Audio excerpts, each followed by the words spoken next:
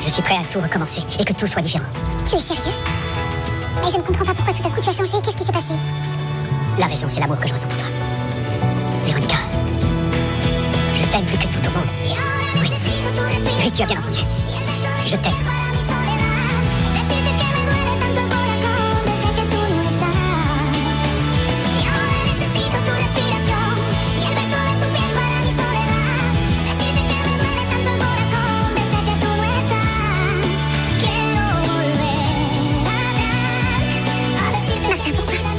Ne dis rien. Ne dis rien. Écoute juste nos cœurs.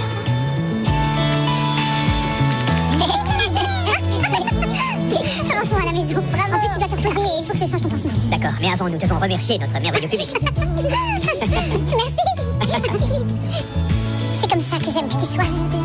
C'est ce Martin dont je suis tombée amoureuse. Celui qui rit, celui que j'aime, celui qui fait des blagues. Il est là. Oui, un bisou. Un bisou. Vive les mariés. Tu te sens un peu mieux? Je ne peux pas me sentir mieux. Je ne pourrai plus jamais être heureuse. J'ai toujours eu l'espoir que ma fille est morte.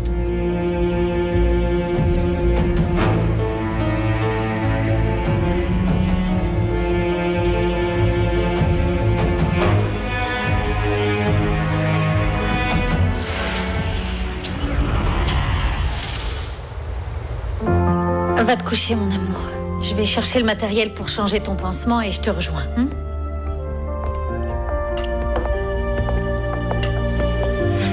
Le patron est content. On dirait que grâce à la plaie, votre mauvais sang s'en est allé. Vous pensez? Nancy Aga le sait. Peut-être que ce n'est pas une tempête que j'ai vue, mais des vents qui ont changé de direction. Vous voyez vraiment plus loin que ce qui est présent? Nancy Aga consulte les esprits les soirs de nouvelle lune. Il n'y a pas de lune. Ils sortent et racontent des choses à Nancy Aga. Mais je ne peux rien dire, ce n'est pas l'heure de le dire. Et la colombe? Celle qu'on a vue au cimetière? Vous croyez que c'est un message de mon frère?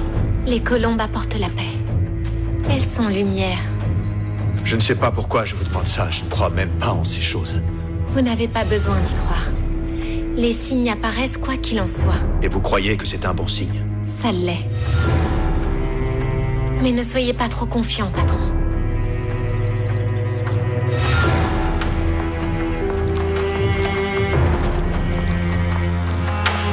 Je n'ai pas dit de te coucher.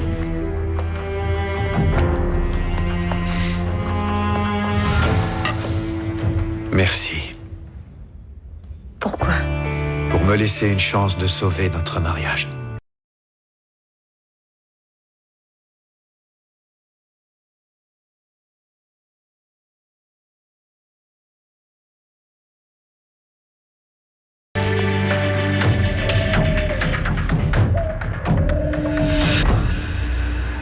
Allons-nous-en d'ici, Magdalena. Partons, ça te fait trop de mal. Non. Je veux ouvrir sa tombe, je veux l'embrasser.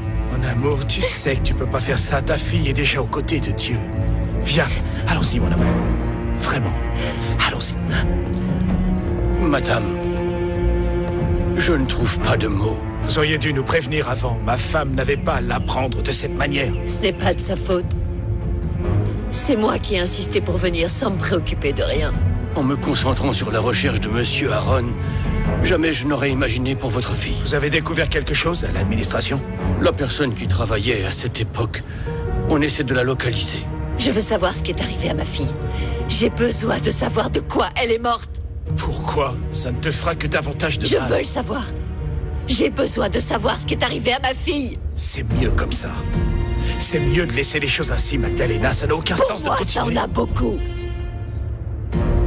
La seule chose qui me donnait encore envie de vivre, c'était de la retrouver. Et maintenant que je l'ai retrouvée, je veux savoir ce qui lui est arrivé. Et après, qu'est-ce que tu vas faire, chérie? Je n'en sais rien.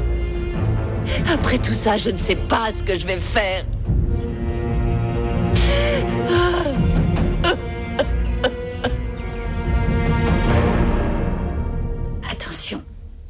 tu dois être le plus à l'aise possible, chérie. Je peux te dire que tu es de loin la meilleure des infirmières. Attends. Attention, aide-moi à me lever. Aide-moi. Tu sais, quand j'étais enfant, attention, je voulais être infirmière. Et après maîtresse, et après chef cuisinière, et... Dis donc, quelle fillette indécise. Mathilda me disait de devenir actrice comme ça. Je pourrais faire n'importe quel métier. Et toi, tu voulais faire quoi? T'as jamais eu de doute? Non, ça a toujours été très clair. J'ai toujours voulu construire des routes, des édifices, des ponts. Avec tout ce que j'avais en main, je faisais quelque chose. Avec du papier, de la pâte à modeler. Tu te souviens de ces fameux blocs de construction? J'adorais vraiment assembler les pièces. Je jouais aussi avec ces blocs. Je construisais la maison que je voulais avoir. Et avec les petits bonhommes, je formais une famille. Et j'imaginais que c'était ma famille. Une famille où il n'y aurait qu'amour et harmonie. Et c'est comme ça que je veux qu'on vive pour toujours. Heureux et amoureux.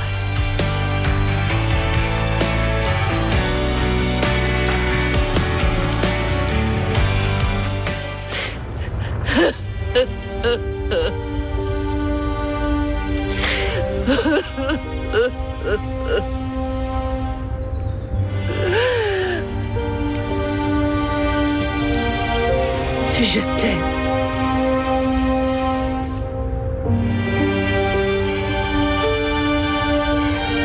Je t'aime. Dis donc, je vois que tu prends très au sérieux.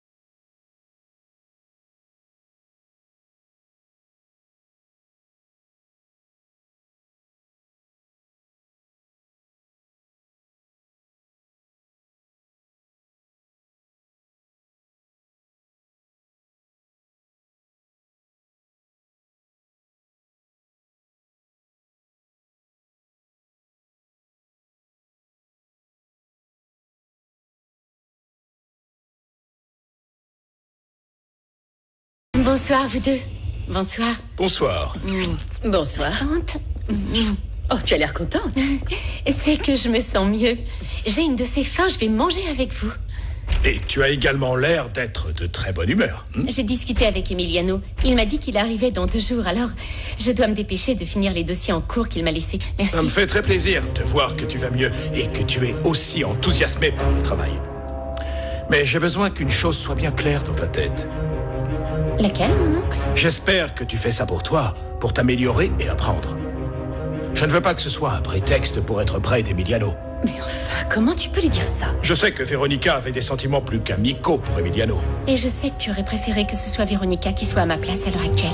Virginia. Mon oncle, je vais te prouver que je ne fais tout ça pour personne d'autre que moi. Pour que tu te sentes fier de moi. Et excusez-moi, j'ai perdu l'appétit.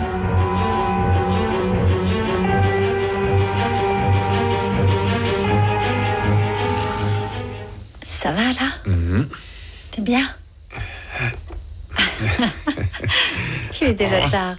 Et je dois faire le repas. J'ai envie d'enchilada de poulet avec du mol. Tu pourrais? C'est dommage, je ne peux pas te faire plaisir. Je céderai à ton caprice plus tard, parce que pour l'instant, la seule chose que je puisse t'offrir, c'est un délicieux bouillon de poule. Il n'y a pas le choix. Je ne peux pas te convaincre d'une autre manière. Non, non, monsieur. Et si tu le permets, je vais tout de suite mettre la main à la pâte. Tu sais de quoi j'ai envie? De quoi? Quand j'aurai récupéré, je t'emmènerai découvrir des sites magnifiques de Mina Escondida. Ça a l'air prometteur. Tu vas adorer. Je veux qu'on y aille tout seul. Mais là, j'ai très faim. Va cuisiner. Bon, cette fois, j'y vais. La blessure va s'ouvrir.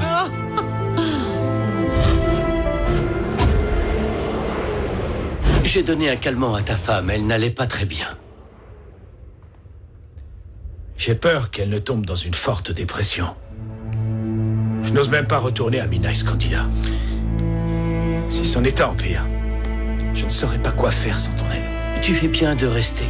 Il faut attendre que son esprit assimile le fait qu'elle peut désormais arrêter de lutter et que la recherche de sa fille est maintenant terminée.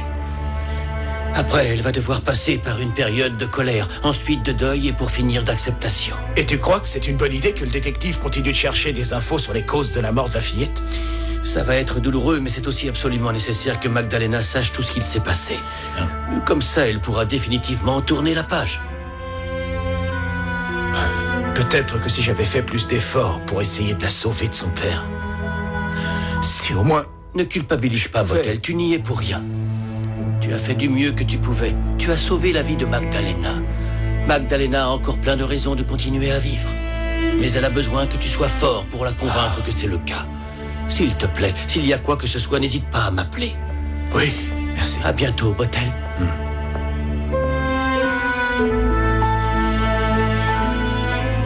Tu ne sais pas à quel point ça me fait du mal de te voir souffrir comme ça, ma Magdalena.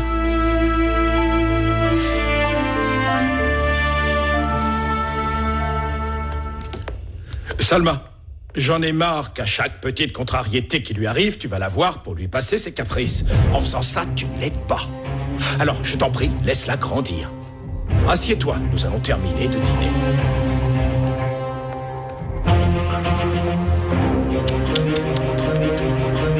Sale petit vieillard fouineur. Un de ces jours, je vais t'envoyer au diable. Et je vais te laisser sans un sou en poche, tu verras.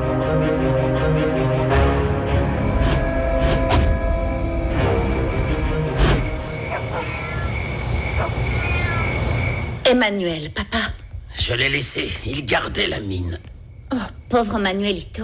Je suis sûre qu'il n'a rien à manger. Oh, arrête de te préoccuper de ce garçon. Ici, il a de la viande séchée et des haricots pour préparer son dîner comme tous les autres. Ah, tu crois vraiment que Manuel va faire la cuisine? Il dit toujours que c'est un truc de vieille. Dans ce cas, il n'aura rien du tout à manger. Joaquin a raison. Si on continue de le dorloter, il n'apprendra jamais à être un homme convenable. Mon petit Polo, tu t'endors? Oh oui. Viens par là. C'est que je suis triste pour maîtresse Rovita. Oh. Qu'elle repose en paix. Oh, et à propos, où étais-tu quand ça s'est passé, Anna Perla? Tu étais supposée être en train de l'aider à corriger ses devoirs. Eh bien, en fait, Oui, mais c'est qu'hier, la maîtresse lui a demandé de partir plus tôt pour porter des fruits pour la classe de sciences naturelles. Oui, c'est ce que je faisais quand Blanquita m'a prévenue. Mais je suis pas arrivée à temps, grand-père. Je crois que l'idée du père Juan n'est pas si mauvaise. Tu ne crois pas? De quelle idée vous parlez? Que Véronica, je veux dire, la femme de Monsieur Santelmo, fasse la classe en attendant de trouver une maîtresse titulaire. Non, je n'aimerais pas que les enfants prennent exemple sur cette femme. Le père Juan veut passer de saluer. Ça a l'air délicieux. Qu'il entre. Mon père, entrez. Merci. Bonsoir, Martin. Mon père? Je suis content de voir que vous allez mieux. On pourrait même dire que vous avez l'air heureux. C'est possible. L'amour fait des miracles, mon père. À tel point qu'il a même réussi à transformer ce petit bipolaire en l'homme le plus adorable du monde. Eh bien, quoi que ce soit, je suis très content. Asseyez-vous, mon père, je vous en prie. Merci. Je serai bref parce que Lorenzo et mademoiselle Claudia sont aussi venus vous parler. Très bien. Eh bien, je vais leur servir quelque chose pendant qu'ils attendent. Non, attendez, ma fille. Je voulais vous annoncer quelque chose de très pénible et douloureux. La maîtresse Rovita est décédée. Oh, c'est pas vrai. J'ai pas eu le plaisir de la connaître, mais je suis quand même désolée, mon père. Elle était très malade, donc le réconfort qu'on a, c'est qu'elle est maintenant soulagée de ses douleurs. Je suis désolé pour cette perte. Elle ne pourra malheureusement pas profiter de la nouvelle école qu'on construit. Ce qui nous inquiète tous, c'est que nous n'avons plus de maîtresse pour les enfants. Anna Perla l'assistait, mais elle n'a pas les connaissances suffisantes pour continuer à faire classe. En quoi on peut vous aider, mon père? Eh bien, je voulais voir si Véronica accepterait de faire classe aux enfants une fois que vous aurez récupéré. Eh bien, je ne l'ai jamais fait, mais j'adore les enfants. Je pense que si je me mets à étudier leurs livres, je pourrais les aider, oui. C'est justement ce que je pensais. Bon, j'espère que tu es d'accord, mon cœur. Mon amour, si tu veux le faire et que c'est bien pour les enfants, je n'ai aucun problème avec ça. Je suis content que vous soyez d'accord, c'est comme ça que ça doit être un mariage. Ce qui m'inquiète, c'est Crescencio. Vous ne croyez pas que ça va le déranger? Cet homme est très difficile à satisfaire et je ne le laisserai pas être grossier envers ma femme. Je vois à quoi vous faites référence, mais je vais me charger de parler avec lui pour qu'il se maintienne à l'écart. Merci pour votre confiance, mon père. Merci à vous d'avoir accepté. Et à vous de prendre soin de votre femme. Madame Santelmo et son mari ont déjà prouvé qu'ils étaient des gens décents et honnêtes, Crescencio. Mais... Oui, tu as vu comment ils ont aidé à l'église, grand-père? Eh bien, ça ne m'a pas convaincu. Bon, l'avantage, c'est qu'il faut encore qu'elle accepte et que Santelmo lui donne sa permission. Oh, son mari n'est pas son patron. Je ne crois pas qu'il ait besoin de lui demander sa permission. Enfin, je veux dire, j'espère que son mari lui donnera la permission. Eh bien, moi, je l'aime beaucoup, Madame Santelmo. C'est vraiment une dame très gentille et en plus, elle dit toujours que je suis mignon. Elle t'a dit ça parce qu'elle était très fatiguée et qu'elle ne t'a pas bien vu. Tu dis ça parce que t'es simplement jalouse qu'elle ne t'ait rien dit à toi. Et le seul qui pense que t'es belle, ben c'est grand-père, pas vrai, Anna Perla? Pardon? Qu'est-ce qui t'arrive à toi, maintenant? Rien, c'est juste que je suis triste. Pour Revita, il vaut mieux que j'aille me coucher. Mon Dieu, la patience parvient à tout obtenir. Donne-la-moi pour comprendre ces jeunes filles. Quel joli collier vous faites. Combien vous les vendez? Nancy Agal est fait pour les gens qu'elle apprécie. C'est pour ça qu'elle en a fait un pour elle. Celui-ci représente de beaux souvenirs pour Nancy Agal. C'est de l'or que vous avez là? C'est la pépite que l'autre patron de Nancy Agal lui a offert. Démétrio.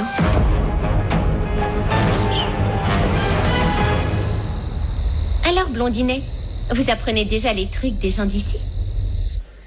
J'avais besoin de réfléchir.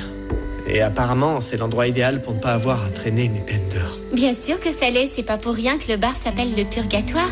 Mais pour confesser mes péchés, je préfère aller juste en face. C'est là qu'il y a l'église. Non. Oh, racontez-le-moi alors. Peut-être que je pourrais sauver votre âme du purgatoire. C'est à cause d'une fille? Oui. Enfin, c'est à cause de 2 filles. Et entre les deux, un énorme sentiment de culpabilité. Ne pleure plus, cousine. Je sais que tu souffres, mais c'est mieux d'arrêter maintenant avant qu'il n'arrive quelque chose qui n'a pas de solution. De quoi tu parles? Tu sais les choses qui arrivent dans les romans d'amour. Que tu te donnes à l'amour de ta vie dans une nuit de passion sans la bénédiction de San Lorenzo. Oh, mais qu'est-ce que tu racontes, Blanquita? La seule chose qui m'intéresse pour l'instant, c'est que Pablo règle le problème avec sa copine de Mexico. Je n'ai pas peur qu'il ne revienne pas. Comme dit Monsieur Dussauge, si tu aimes quelque chose, libère-le. Et s'il revient... Et s'il revient, eh bien tu t'en vas pour qu'il ressente ce que tu ressens. Tu ne me laisses même pas être triste comme j'en ai envie. Tu as raison. Mais je crois que c'est mieux que Pablo décide une fois pour toutes avec qui il veut être. J'ai été un idiot avec les deux et en même temps, je n'ai pas le caractère d'arrêter de faire tout ce qu'elle me demande. Eh bien, vous êtes au beau milieu d'une tempête, Blondinet. Et le truc, c'est que vous allez devoir vous décider pour une seule des deux. Non, en fait, ma décision est déjà prise. Ce qui se passe, c'est que j'ignore comment faire pour que personne n'en sorte blessé. Je suis dans un sacré pétrin. Les femmes deviennent un horrible problème quand elles nous rendent complètement fous. Non, mais je vous remercie du compliment, docteur. Mais qu'est-ce qu'elles sont divines! Quel magnifique pouvoir vous avez sur nous les hommes! Elles convertissent l'homme le plus saint en démon et l'homme le plus démoniaque en saint. Et elles peuvent illuminer notre journée rien qu'en marchant vers nous. Tu devrais vraiment songer à installer ton bureau ici, maintenant qu'on doit attendre pour te voir. Qu'est-ce qui est arrivé à ton haut? Oh, ce n'est rien. Il y a beaucoup de choses étranges qui arrivent par ici. Bon, très bien.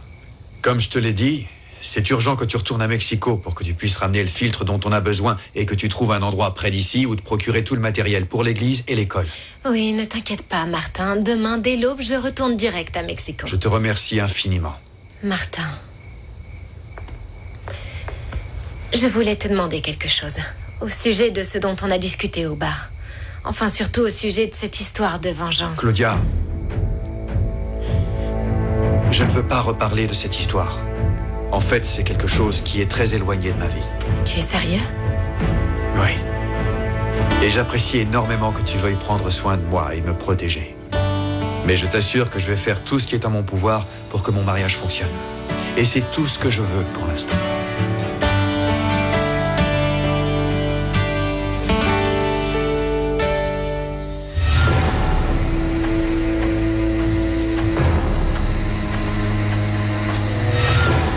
Nancy Haga n'est pas contente parce qu'elle veut le patron Martin pour elle.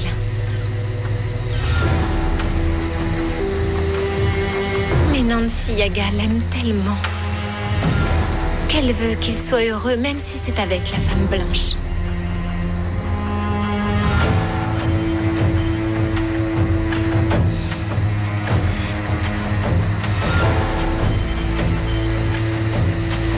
Mais si la femme blanche le fait souffrir,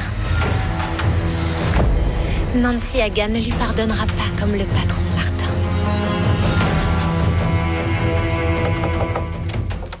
Excusez-moi, Martin, mais j'ai oublié ma Bible et j'en ai besoin pour la messe de Rovita. Entrez, mon père. Elle est sur ce meuble. Merci. Véronica est allée avec Lorenzo apporter du café et des fleurs à l'église. Vous voyez, cette fille est très gentille. Vous savez, mon père, je commence à le croire aussi. Eh bien, je suis content et ça me fait très plaisir que tu ailles mieux. Pas seulement ton corps, mais ton âme aussi. Avec tout ce qui m'est arrivé, eh bien, j'ai eu le temps de réfléchir. Et je vais pardonner à Véronica.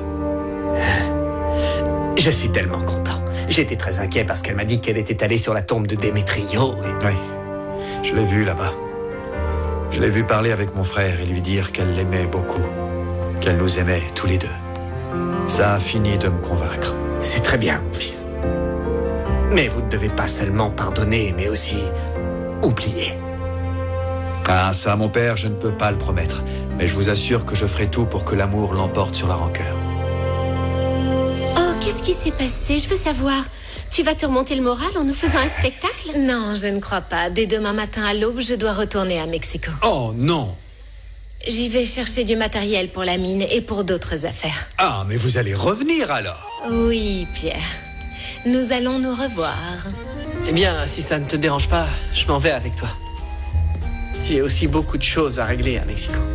Je devrais plutôt dire terminer beaucoup de choses. Je voulais repartir pour Mexico, mais il y a tellement de choses à faire ici, tellement. Très bien, alors je vous souhaite un bon voyage et encore un meilleur retour. Mais par-dessus tout, un toast à l'amour. Mon amour, tout est prêt pour les funérailles.